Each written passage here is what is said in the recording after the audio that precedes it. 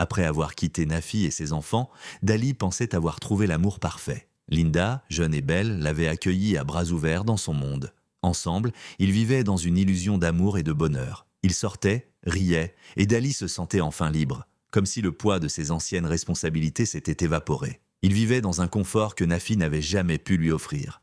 Linda était dynamique, pleine de vie, et elle le couvrait d'attention. Dali, tout en savourant cette nouvelle liberté, se croyait intouchable. Ses journées étaient rythmées par les éclats de rire et les moments tendres, loin de la dureté de la réalité qui l'attendait. Pendant ce temps, Nafi, brisée mais forte, s'occupait seule de leurs enfants. Elle leur donnait tout l'amour et l'attention dont ils avaient de besoin. Bien que l'absence de Dali leur pèse lourdement, elle ne se laissait pas abattre. Elle se battait pour eux jour après jour. Mais comme le dit si bien le proverbe, l'amour ne se construit pas sur des mensonges et le karma finit toujours par rattraper les âmes perdues. Ce que Dali ne savait pas, c'est que le vent allait tourner. Le premier coup du sort frappa un matin ordinaire. Un simple appel, une annonce, Dali perdit son emploi. Ce travail, qui lui offrait toute la stabilité, le respect et la vie luxueuse qu'il avait connue, disparut du jour au lendemain. Les raisons étaient multiples, mais peu importe. Il se retrouva sans rien. Linda, voyant son monde s'effondrer, et l'homme qu'elle avait connu perdre son éclat, commença à douter.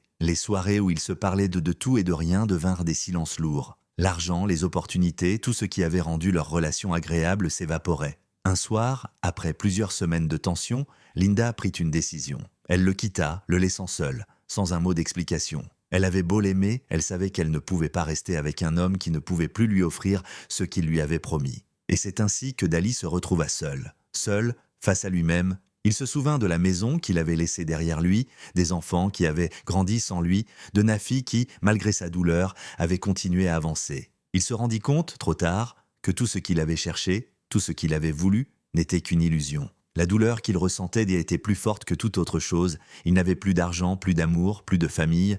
Et la solitude, si douce à ses débuts, lui faisait maintenant l'effet d'un poison lent. Dali, l'homme qui avait cru que tout lui était dû, se rendit enfin compte qu'il avait tout perdu. Son travail, son amour, son respect, et même son propre bonheur. Il s'assit dans un coin de la chambre, seul, noyé dans ses regrets, se demandant comment il avait pu tout gâcher pour une promesse qui n'en était pas une. Abonne-toi pour la suite.